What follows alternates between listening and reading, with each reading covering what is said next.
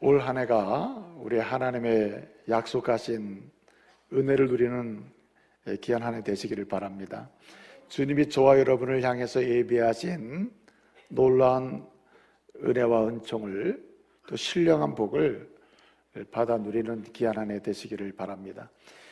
하나님이 우리에게 주시는 은혜의 복은 그냥 멀리 있는 게 아닙니다. 주님이 날마다 때를 따라 베푸시는 것입니다.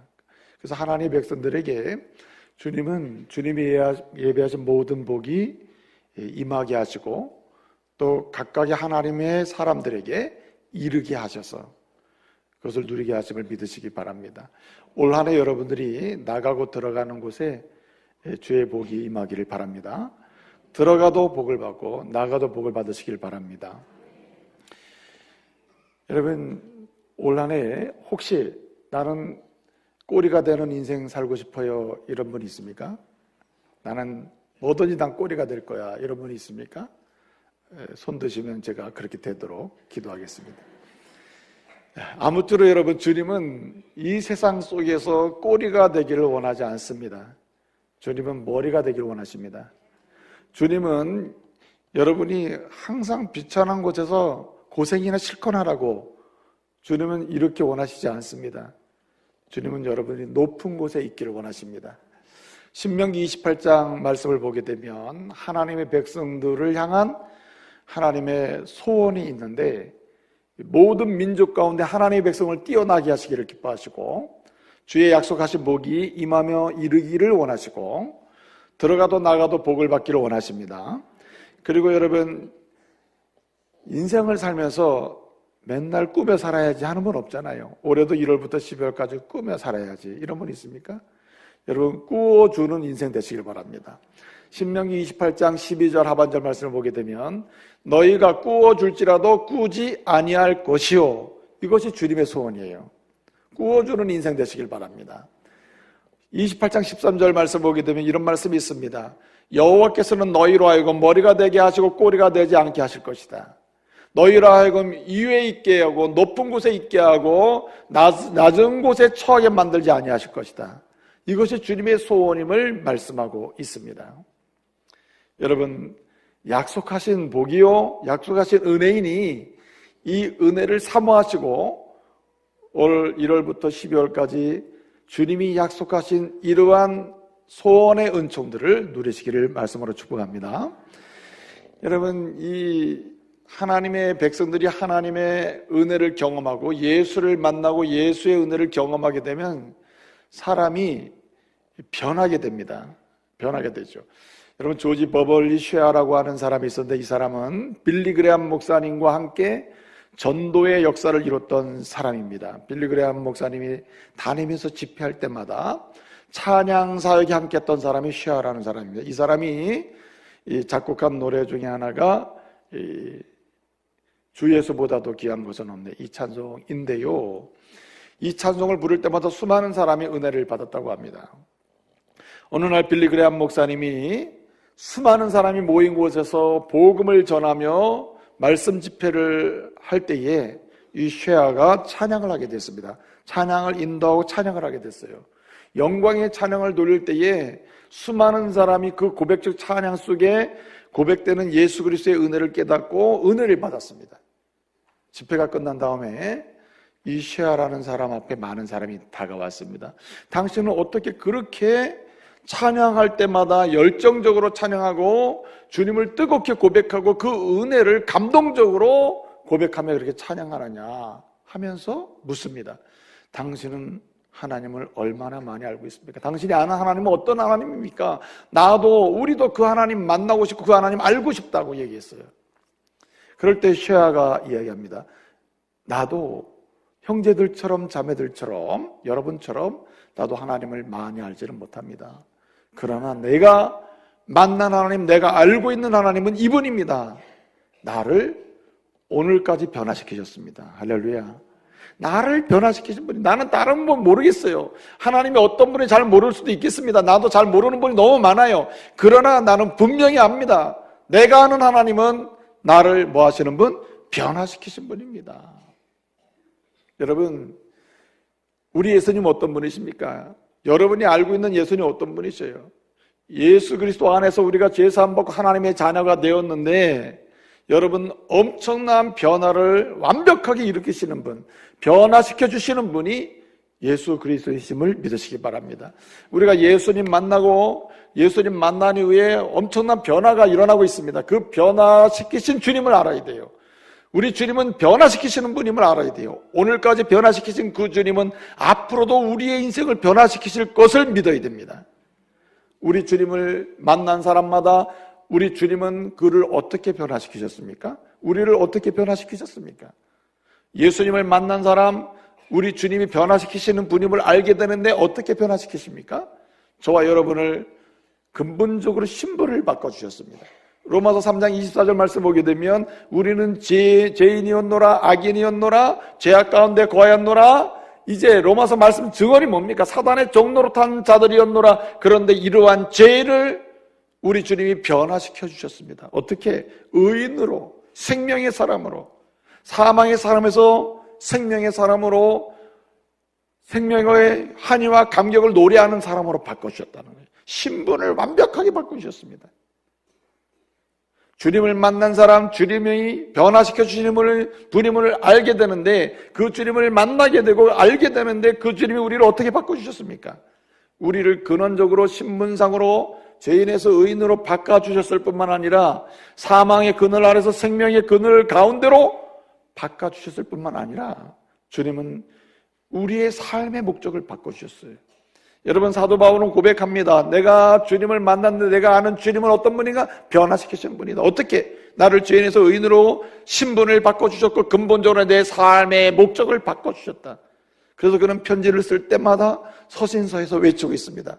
내 삶의 목적은 사나 죽으나 주님의 영광을 위해 사는 것이고, 내 삶의 목적은 먹든지 마든지 주의 영광을 위해 사는 것이다. 그렇게 외치고 있는 거예요.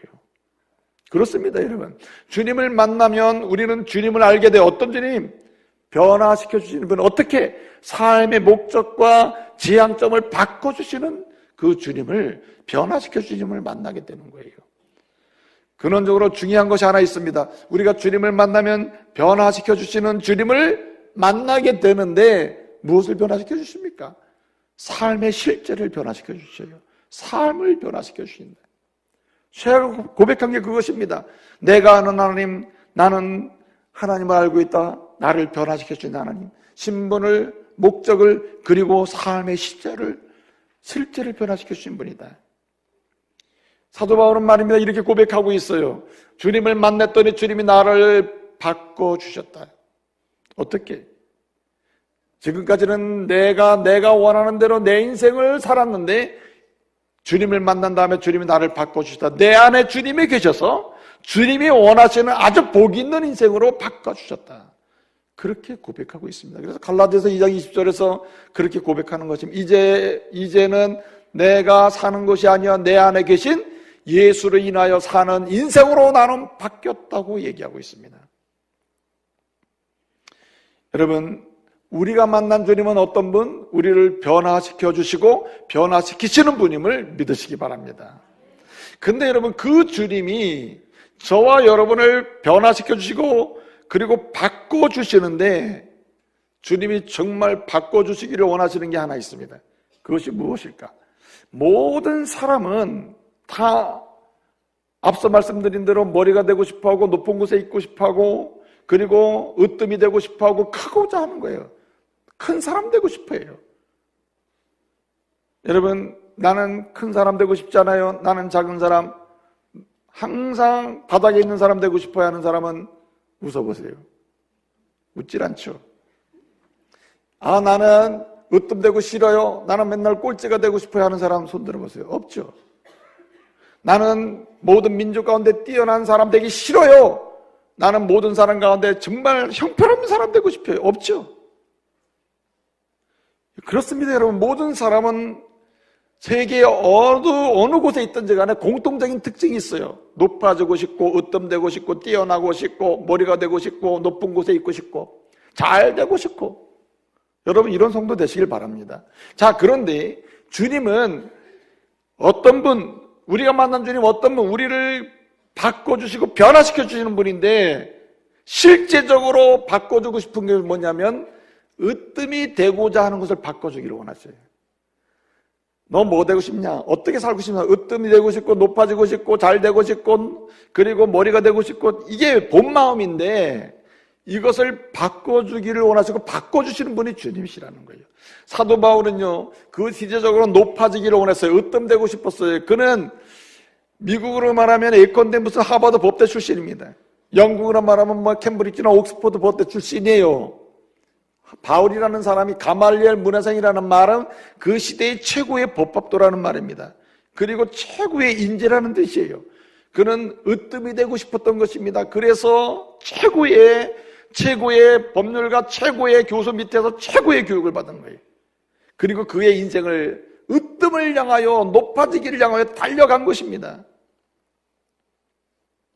근데 여러분이 알다시피 사도 바울은 여러분의 가슴속에, 우리 가슴속에 어떻게 남아있으면 정말 으뜸인 사람으로 남아있죠. 큰 사람으로 남아있습니다. 근데 여러분, 그가 법률가로 남아있습니까? 아니면 그가 으뜸이 되는 가장 높은 자리, 그 당시에 으뜸은 사내들인 공회원이 되는 것인데, 법학을 전공하고 최고의 논쟁가가 되고 변론가가 돼서 사내들인 공회원, 그 당시 사내들인 공회원은 입법, 사법, 행정, 상권을 다 준 최고의 권력자들이거든요.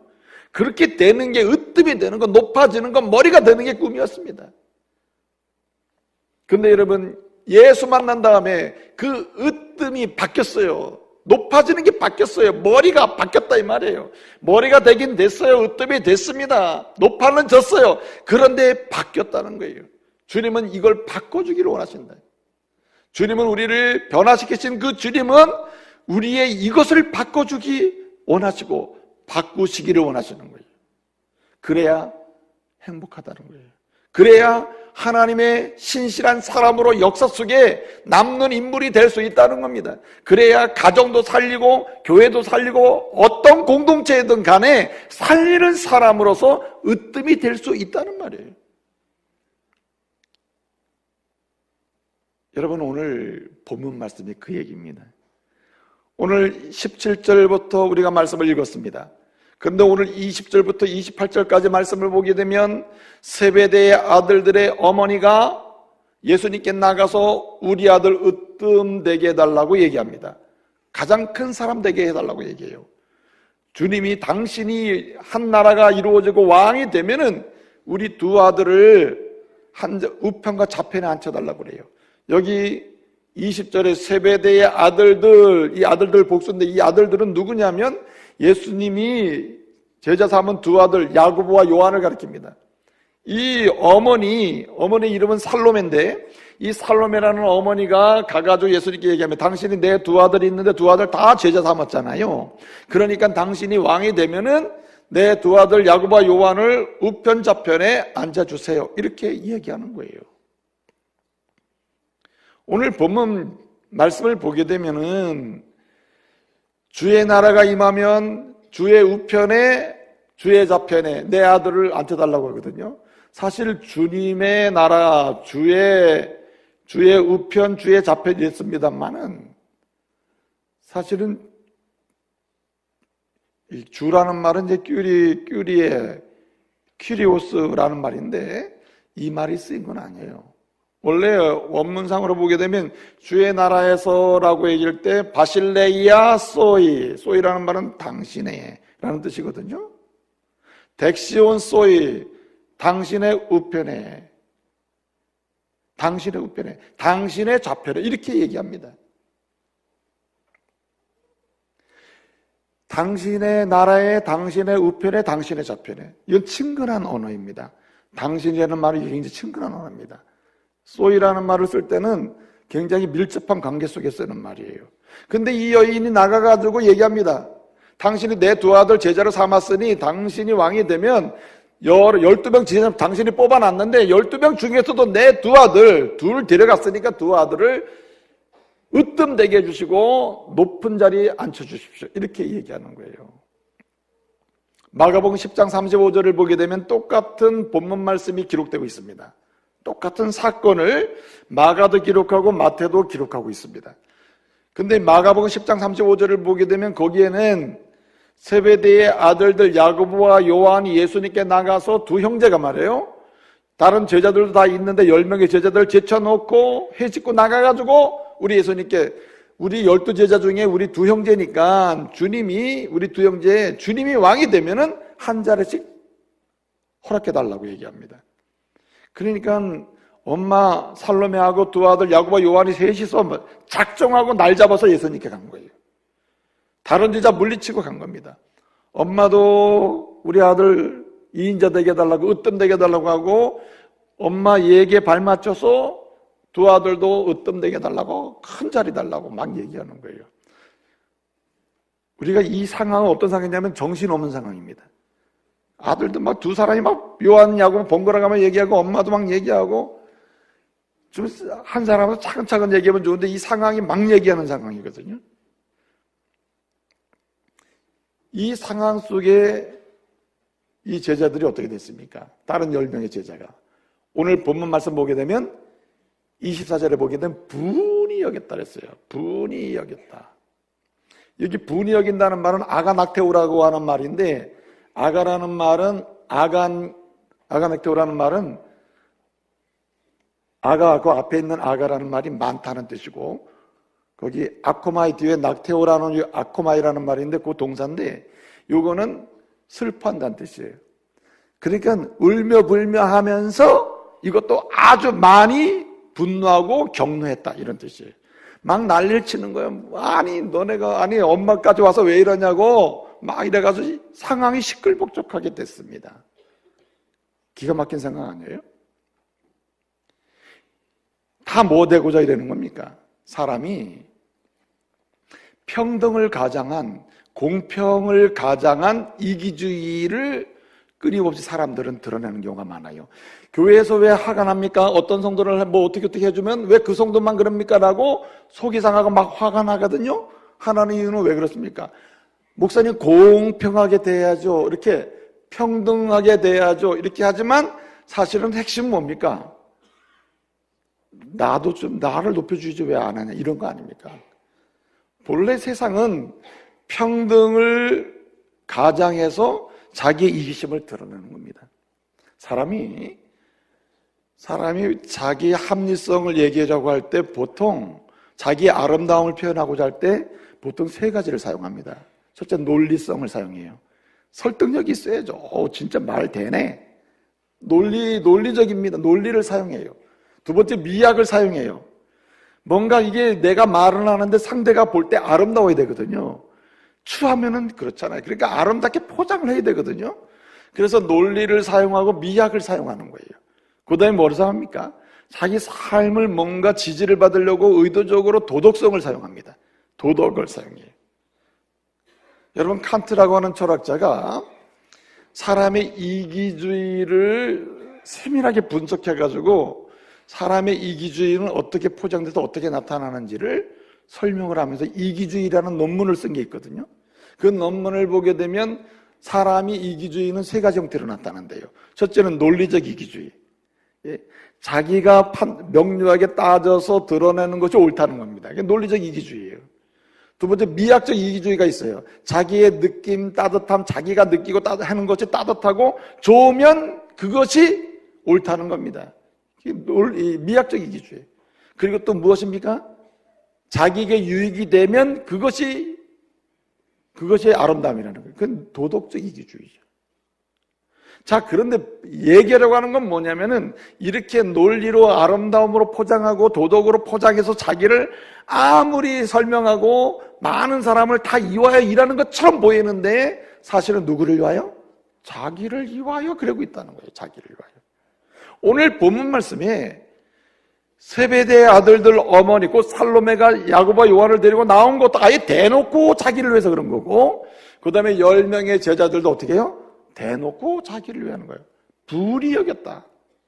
그러니까 2명의 아들 야고보와 요한만 문제가 되는 게 아닙니다. 사실은 12명 다 똑같은 상황이라는 거죠. 주님은 이들을 고쳐주기를 원하신 거예요. 너희가 나를 만났고 나를 주님으로 믿고 그래서 신분이 바뀌고 삶의 목적이 바뀌고 삶의 내용이 바뀌고 있는데 정말 바뀌어야 될 것이 있다면 으뜸이 되고자 하고 높아지고자 하고 머리가 되고자 하고 높은 곳에 있고자 하고 존귀 여김을 받으려고 하는 그것이 바뀌어야 된다는 거예요. 그러면 으뜸이 되고자 하는 것을 포기하라는 얘기냐? 아닙니다. 높아지려고 하는 게 나쁜 거냐? 아닙니다. 높은 곳에 있는 건 나쁜 거냐? 아니에요. 그러면 뭐냐는 거예요. 오늘 주님 말씀하시는 거예요. 세상적으로 예수 믿기 전에 사람들이 높아지려고 하는 그 방식으로 여전히 예수를 만나고 나서도 높아지려고 해서는 안 된다. 그게 아니라는 거예요. 세상이 세상 방식으로 인정하는 높아짐, 으뜸, 머리, 높은 곳에 있으려고 하는 것은 그게 진정한 으뜸이 아니라는 거예요.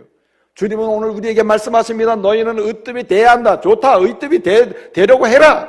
높아지고자 하라. 머리가 되고자 해라. 근데 그건 어떤 높음이 어떤 머리냐, 어떤 높은 곳이냐. 주님이 인정하는 으뜸에 대할 줄로 믿습니다. 하나님 나라에서 주님의 인정받는 머리가 되어야 한다. 주님이 인정하시는 높은 자가 되어야 한다. 주님이 사랑하고 주님이 쓰시는 높은 자가 되어야 할 줄로 믿습니다.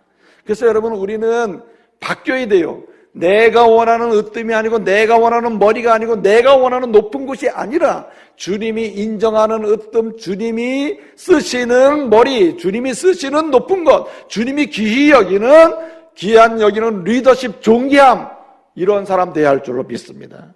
그런 사람이 되라는 말입니다.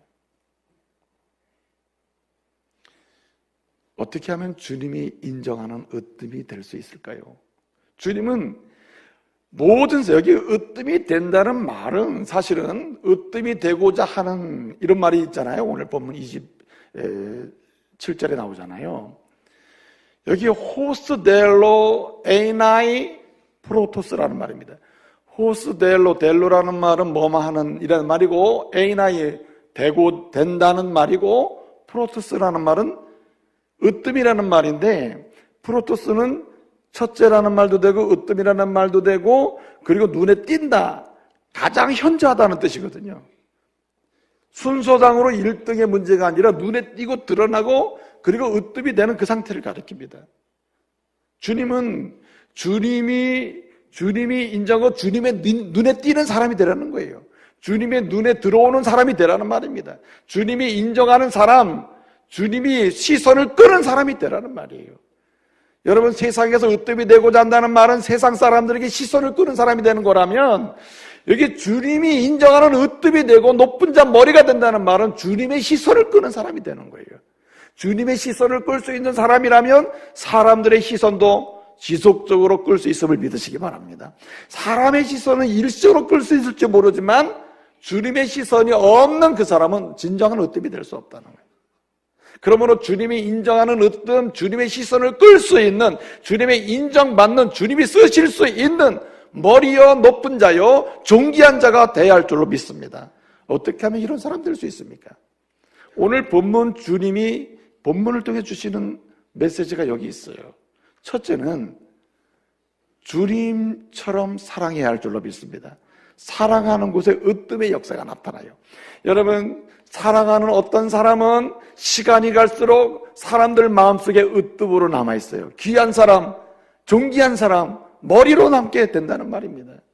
사람이 객관적으로 높은 사람으로 인정받을지 몰라도 실제로 사람들의 마음속에는 이미 시간이 지나면 잊혀지는 사람이 더 많잖아요. 근데 주님 말씀하시는 겁니다.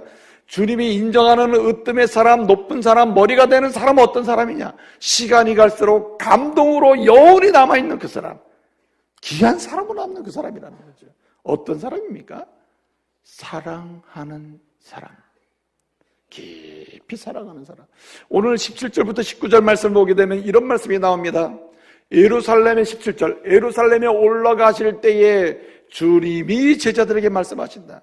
내가 곧 예루살렘에 올라가면 십자가의 고난을 받을 것이고 십자가에 죽을 것이며 3일 만에 다시, 19절 하반절, 3일 만에 다시 살아나리라. 주님의 십자가의 사건을 말씀해 주는 겁니다. 근데 이게 몇 번째냐면 마태복음에서 3번째입니다. 주님이 사역을 쭉 하시죠. 무슨 사역입니까? 살리는 사역이요, 생명 주는 사역이요, 구원하는 사역이요, 하나님의 자녀 삼는 사역. 그래서 근본적으로 주님이 인정하는, 으뜸이 되게 하는, 존귀한 사람 되게 하는 이 사역을 주님이 쭉 해오시는데 1장부터 쭉 하시다가 5장 10절 이하에서 주님 말씀하신 내가 곧 십자가에 죽게 될 것이고 그리고 3일 만에 부활할 것이다. 그리고 또 사역을 계속하십니다. 그러다가 10장에 와서 10장 37절 이하에서 내가 곧 십자가의 고난을 받을 것, 십자가에 죽을 것이며 3일 만에 다시 살아날 것이다. 그래서 또 사역을 진행하십니다. 그리고 20장 오늘 17절 이하에 와서 뭐라고 말씀하십니까? 내가 곧 십자가에 죽을 것이고 다시 3일 만에 부활할 것이다. 그렇게 말씀하시는 거예요. 그런 다음에 오늘 20절에 이 사건이 기록되고 있는 거예요. 제자들이 뭐합니까? 높아지려고 하고 있다. 으뜸되고 있다. 예수를 믿었으면서 세상적인 방법으로 으뜸이 되려고 한다. 세상에서 인정하는 으뜸이 되려고 한다. 죄인들이 좋아하는 으뜸이 되려고 한다는 거예요. 그런 심리를 가지고 으뜸이 되려고 한다. 주님은 말씀하신 겁니다. 내가 앞서서 오늘 20절 보면은 그때라는 말입니다. 그때 20절. 그때의 세베대의 아들들, 그때가 어떤 때입니까? 내가 너희를 사랑함으로 십자가에 죽을 것이, 사랑함으로 십자가에서 부활할 것이, 사랑함으로 예루살렘에 내가 올라간다, 너희를 위하여 죽으러 간다, 이렇게 얘기하셨단 말이에요. 그 말씀을 하신 다음에 그때, 바로 그때에 제자들이 나와서 아직도 변화가 일어나지 않은 거죠. 주님은 말씀하시는 겁니다. 너희가 으뜸이 되고자 한다면 뭐하라? 사랑하라는 말입니다. 그래서 오늘 여기 22절 말씀 보기도 이렇게 말합니다. 우리 한 자리 되게 주십시오. 으뜸되게 해주십시오 라고 야고보와 요한과 그 엄마가 얘기할 때에 우리 예수님 뭐라고 얘기합니까? 너희가 나의 주는 잔을 마실 수 있느냐라고 물어요. 뭣도 모르고 이 사람들 대답하면 할 수 있습니다. 여기 내가 주는 잔은 무슨 잔입니까? 17절에서 19절에서 말씀하신 십자가를 지는 잔이에요. 내가 너희를 사랑함으로 너희를 위해 십자가에 죽는 것, 이게 나의 잔이에요. 너희가 나의 잔을 마실 수 있느냐는 말은 나처럼 나의 사랑을 입은 너희가 마찬가지로 다른 사람을 위하여, 나의 영광을 위하여 고난도 마다하지 않고 사랑할 수 있느냐 하는 말입니다. 여러분,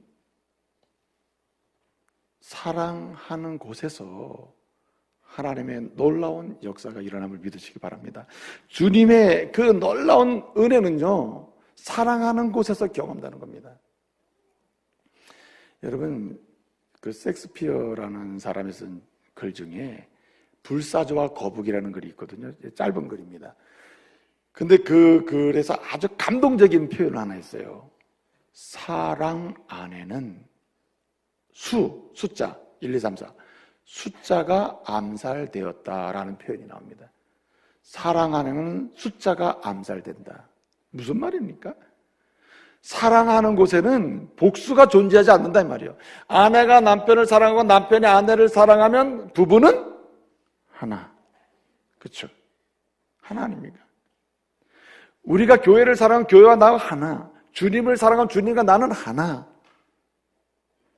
그래서 여러분, 우리 예수님의 기도 중에 예수님이 이제 십자가 사역을 앞에 두고 예루살렘을 향하여, 그리고 예루살렘 사역을 준비할 때 주님이 기도한 사역의 내용이 구체적으로 요한복음 17장에 나옵니다.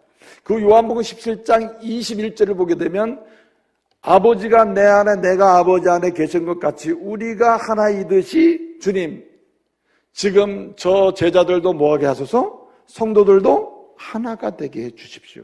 22절, 우리가 하나이듯이 저 성도들도, 제자들도, 나로 인해 변화된 저 사람들도 앞으로 하나 되게 해주십시오. 이렇게 기도해요. 주님이 십자가를 지실 그 마지막 순간에 왜 하나 되게 해달라고 기도했을까요? 하나됨의 핵심은 뭐죠? 사랑에 있는 것입니다. 사랑에 있는 거죠. 사랑할 때 하나가 될 수 있는 거거든요. 그래서 베드로 사도는 이렇게 이야기합니다. 베드로 사도는 그 당시에 이단이 들어와서 성도들이 막 찢어져요. 갈라져요. 교회가 막 어려움이 생겨요. 그리고 박해와 핍박 속의 성도들이 믿음을 저버리는 사람, 믿음을 약한 사람, 믿음이 분란이 일어나는 사람, 그리고 대충 믿는 사람, 깊이 믿는 사람 막 이렇게 갈라지기 시작했습니다. 그럴 때 베드로 사도가 편지를 쓰면서 하는 얘기가 있어요. 베드로전서 4장 8절에서 뭐라고 얘기했냐면, 이럴 때에 이렇게 분열이 있고 아픔이 있고 서로 사단의 이간질 때문에 서로 높아지려고 하고 으뜸이 되려고 하는 그런 가운데 교회가 문제가 되는 이런 때에, 성도가 갈라질 때에 어떻게 하랬습니까? 우리가 열심히 사랑할지니, 너희가 열심히 사랑할지니 사랑은 허다한 죄를 덮느니라 했어요. 한마디로 무엇입니까? 연약한 죄를 용납하고 부족한 죄를 용납해서 하나가 될 수 있는 거 아니에요? 교회가 하나 될 수 있는 강력한 힘은 주님이 사랑하신 것처럼 사랑하는 길밖에 없다는 거죠. 그래서 여러분, 역사 속에 으뜸이 되는 교회, 쓰임받는 높은 교회, 존귀한 교회, 머리가 되었던 교회들은 다 한 가지로 주의 사랑으로 사랑한 교회들입니다. 어떤 가정이, 어떤 가문이 역사 속에 으뜸이 되는 가문이 됩니까? 그런 가정으로 남습니까? 어떠한 상황 속에서 주님이 날 사랑하신 것처럼 남편을 사랑하고 아내를 사랑하고 자녀를 사랑하고 그리고 서로 견고하게 주님을 사랑하는 그 사랑 안에 거할 때 그 가정은 그 가문에서 또는 세계 속에서 높임을 받는 가정이 될 줄로 믿습니다. 어떤 가정이 존귀한 가정이 되냐 말이에요. 어떤 가정에 모든 복이 임하고 모든 복이 이루게 되는 그런 가정이 됩니까? 사랑하는 가정이. 사람이 어리석은 이유 중에 하나가 뭔지 아십니까? 복을 따라가는 거예요, 복을. 여러분, 복을 받기 위하여 복을 따라가면 항상 복은 멀리 있습니다. 복은 따라가는 게 아닙니다. 복은 받는 거예요.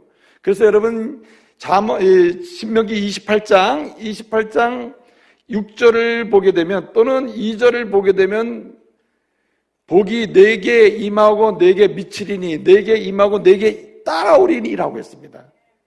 그러니까 여러분, 복을 따라오게 하는 사람이 돼야지 복을 따라가면 항상 피곤한 거 아니에요?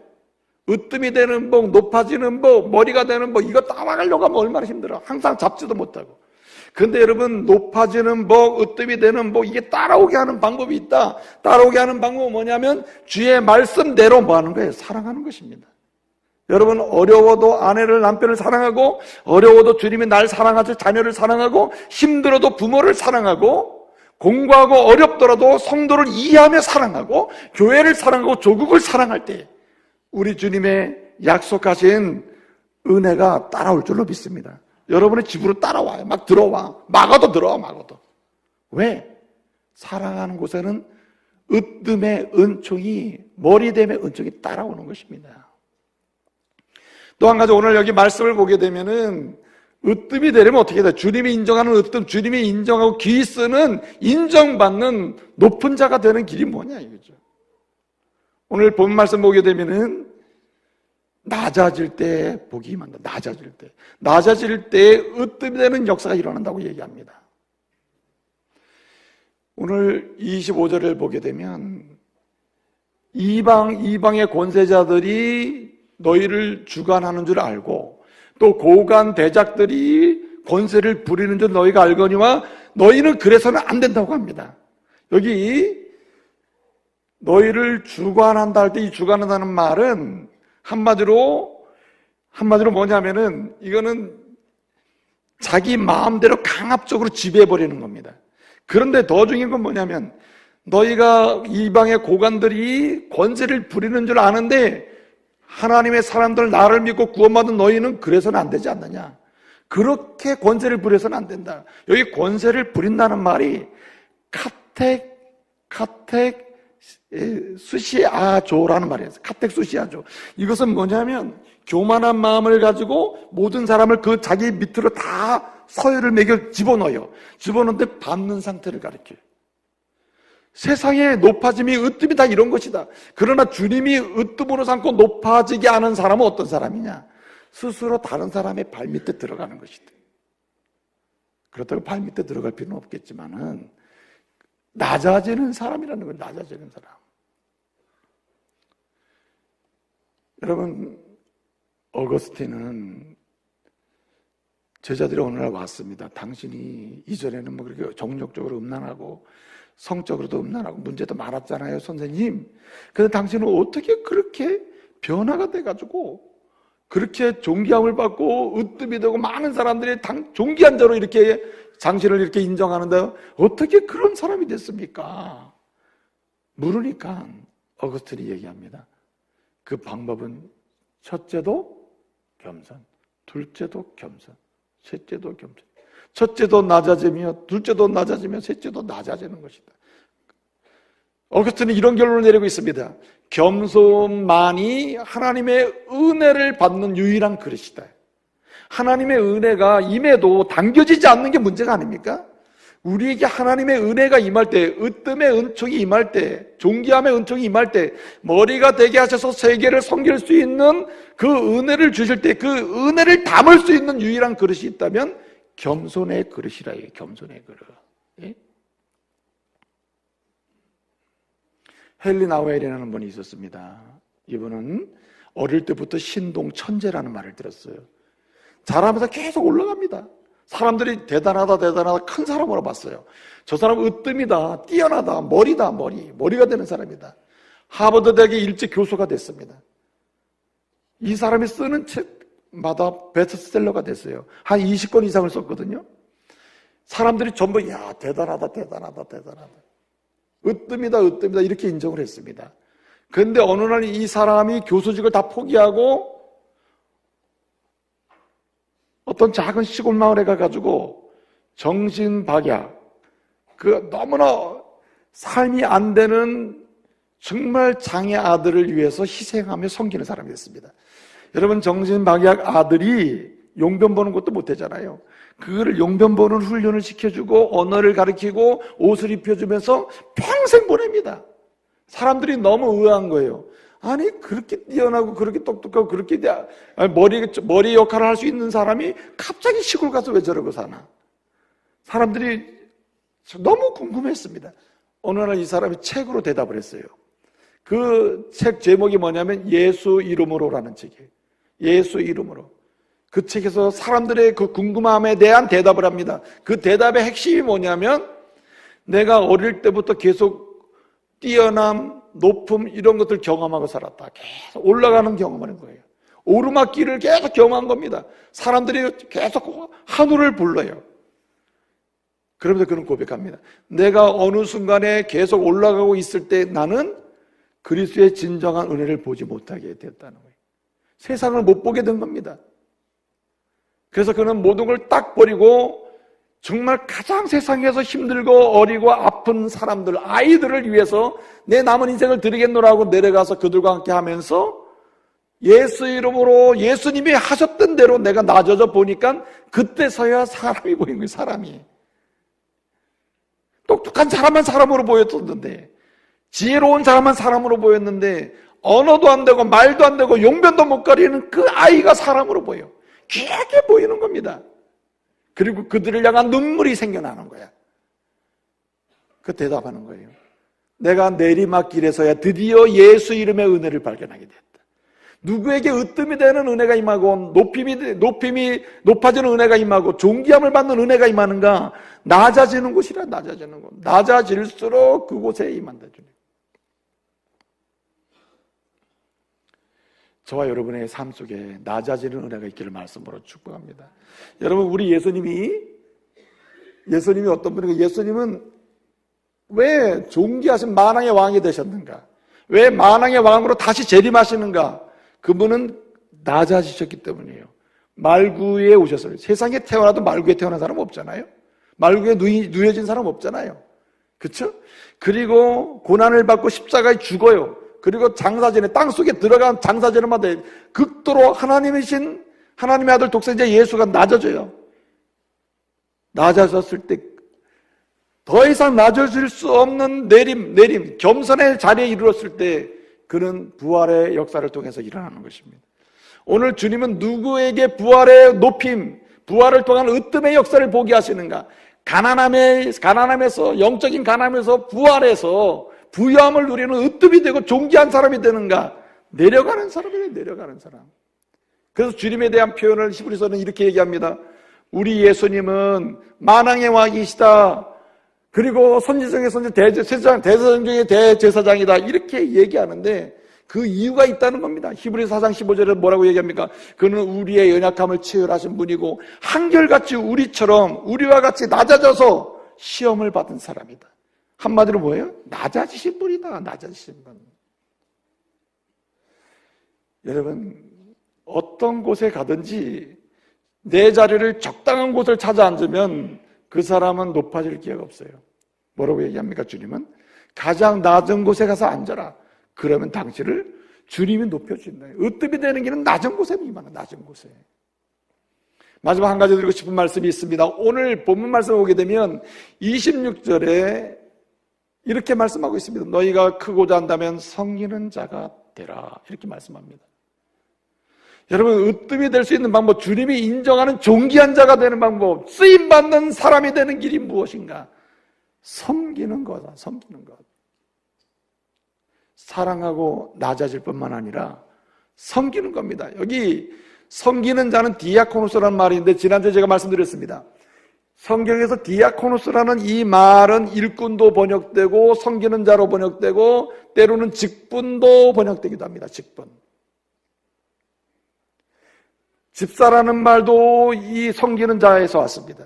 목사라는 말도 이 말에서 온 말입니다. 교회 안에 모든 직분이라는 말은 다 이 디아코노스에서 온 말이에요. 이 말과 무관하게 생긴 직분은 없습니다. 그러니까 진정한 직분자는 진정으로 높은 자입니다. 진정한 섬기는 자는 진정으로 으뜸이 되는 사람이에요. 섬기는 자가 으뜸이 되는 사람, 높은 사람, 하나님이 높여주시는 그런 사람이란 말이죠. 여러분, 헨리 소로라고 하는 사람이 있는데 미국의 사상가였거든요. 간디가 영향받은 인물 중에 한 사람이 헨리 소로라는 사람이에요. 이 헨리 소로가 쓴 책 중에 시민의 반항자라는 책이 있습니다. 거기서 이렇게 얘기합니다. 정말 나라를 사랑하는 사람은 어떤 사람인가? 애국심이 있는 사람은 어떤 사람인가? 자기의 온몸을, 몸을 사르지 않고 몸을 가지고 봉사하는 사람이다. 또는 자기의 뛰어난 두뇌, 머리를 가지고 지식을 가지고 봉사하는 사람이다. 눈에 보이진 않지만 자신의 양심을 가지고 양심에 거스르지 않고 양심을 가지고 봉사하는 사람이다. 공통점은 뭡니까? 양심을 가지고 하든 육체를 가지고 하든 노동을 하든 아니면 지식을 가지고 하든 뭐 하는 사람? 봉사하는 사람. 이 봉사한다는 말 자체가 바로 디아코노스. 섬기는 사람이네, 섬기는. 몸으로 섬기고 마음으로 섬기고 양심으로 섬기고 지식으로 섬기는 그 사람의 애국자들. 하나님 나라의 진정한 애국자가 누구인가? 교회를 진실로 사랑하는 사람 누군가? 주님을 진실로 사랑하는 사람 누군가? 이 조국 땅을 진실로 사랑하는 사람 누군가? 섬기는 사람이라. 이 섬기는 사람. 여러분, 그 브라질의 작가였던 사람 중에 한 사람이 이제 바스콘셀로스라는 사람이 있었거든요. 그 사람이 쓴 책 중에 한국에서 굉장히 많이 읽혔던 책이 나의 라임 오렌지 나무라는 책이 있습니다. 나의 라임 오렌지 나무. 근데 그 책을 보게 되면 그 책에 주인공 한 사람이 나와요. 소년인데 제제라는 주인공이 나와요. 이 아이는 집이 가난하고 태생이 가난해. 그래가지고 이 아이가 학교를 다니는데 선생님 보면 항상 도시락을 안 싸와요. 옷은 남마하고 아이들이 따돌려요. 같이 놀아주질 않습니다. 그래서 이 선생님이 너무 안타까워가지고 이 아이에게 선생님이 돈을 줍니다. 가서 빵 사 먹어라. 근데 이 아이는 돈을 또 안 받으려고 그래요. 안 받아. 선생님 됐어요. 안 받으려고 그래요. 어쩔 수 없는 상황에 됐을 때 돈을 받는 거예요. 그 선생님이 너무 신기합니다. 돈을 줘도 안 받고. 돈을 줄 때 어쩔 수 없는 상황이 되면 이 제재라는 아이가 받는단 말이에요. 그래서 선생님이 이 아이를 유심히 관찰하기 시작했어요. 도대체 이 아이는 점점 때 어떻게 지내나? 내가 돈을 주면 돈을 가지고 어떻게 지내나? 진짜 빵은 사 먹나? 잘 관찰했는데 놀라운 사실을 발견한 거예요. 이 아이가 돈을 받은 날은 이 돈을 안 받으려고 하는데 돈을 받은 날은 이 아이가 이 돈을 가지고 학교에 매점 가가지고 빵을 사요. 빵을 하나 사가지고 누구한테 가느냐?